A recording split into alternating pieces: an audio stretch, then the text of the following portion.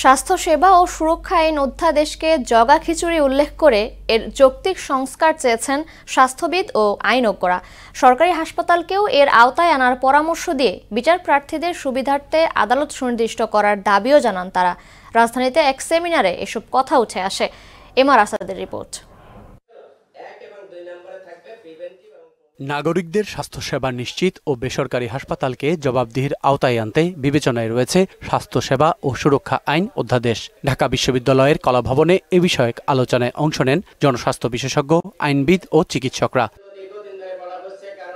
এতে বক্তারা প্রস্তাবিত অধ্যাদেশের সমালোচনা সহ নানা অসঙ্গতি তুলে ধরেন। সরকার কাদের লাইসেন্স বাতিল করবে? শুধু বেসরকারি হসপিটালের লাইসেন্স বাতিল করতে পারবে।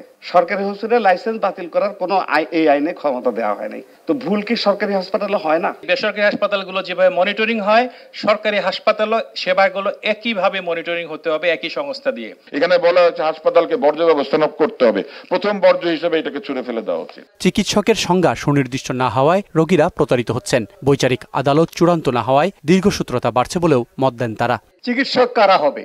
আমরা গ্রামে গঞ্জে শহরে ডাক্তার সাইনবোর্ড লেখা অনেক প্র্যাকটিস করতে দেখি। হু আর দে? এখানে সংজ্ঞাটা ঠিক আছে, এটা এনফোর্স করবে কে সেটা জিনিসটা নাই। পল্লী চিকিৎসক, তারপর ম্যাটস যারা পাশ করে, এগুলো নিয়ে কি বিরাট একটা আন্দোলন হচ্ছে। তারাও কিন্তু ডাক্তার লিখে কিন্তু এটা করে। সুপ্রিম কোর্টের আইনজীবী শিশির মনির অআমলযোগ্য মামলার বিষয়ে অধ্যাদেশে হয়রানির সুযোগ আছে বলে আঙুল তোলেন।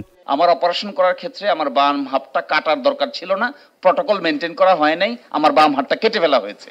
তাহলে আমি তো পঙ্গু হয়ে গেলাম সারা জীবনের জন্য। কার কাছ থেকে চাইবো? এই স্বাস্থ্য সুরক্ষা কমিটির কাছে নাকি আদালতের কাছে? কোন আদালত? নাই কিন্তু দেখবেন বলছে উপযুক্ত আদালত। এই উপযুক্ত আদালত কোনটা?